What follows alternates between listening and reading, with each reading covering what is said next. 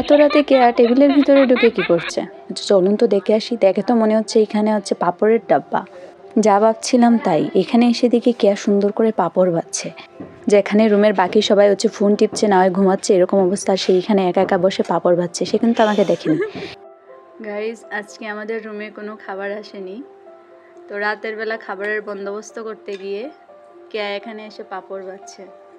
মানে আজকে রাতে পাঁপড় খেয়ে রাত কাটিয়ে দিবে। কেয়া বল, তোমার কি ভাত খেতে হবে না?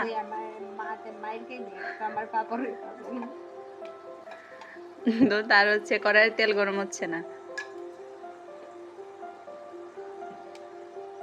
আসলে তেল গরম হচ্ছে না কারণ হচ্ছে তেল বেশি দিয়ে দিয়েছে। এত বেশি পরিমাণে তেল কিভাবে গরম হবে বলুন, আপনারাই বলুন। বেশি হয়ে গেছে তেল আসলে, আর একটু তেল দেওয়া। আমি হচ্ছে অতীব জঘন্য একটা তরকারি দিয়ে ভাত খেয়ে আসলাম। তারপরে হয়েছে কি? আর কি হয়েছে, এটা আমার গলা থেকে নামছে না। খাবার যা খেয়েছি তা গলার মধ্যে আটকে আছে।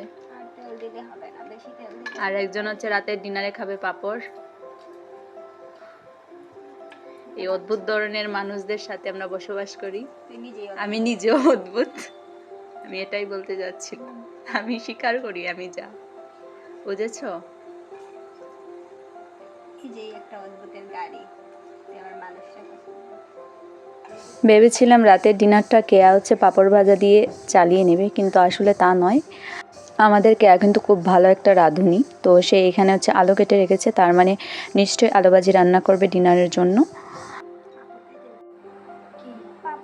ফাইনালি পাঁপড় ভাজা রেডি। খাওয়া লাগতো না, বেশি ভাবে দিছিস।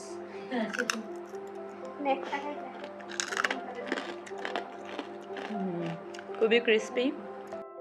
এইদিকে দেখুন কেয়ার ভাজি রান্না হয়ে গেছে এবং কেয়া ভাত খেয়ে নিচ্ছে, কিন্তু সব থেকে দুঃখের বিষয় যেটা হচ্ছে আমি যে খেয়েছি আমার সেটা গলায় আটকে আছে। তো এখন খাওয়ার ইচ্ছে হলেও আমি খেতে পারছি না। আজকের মতো সবাইকে গুড নাইট।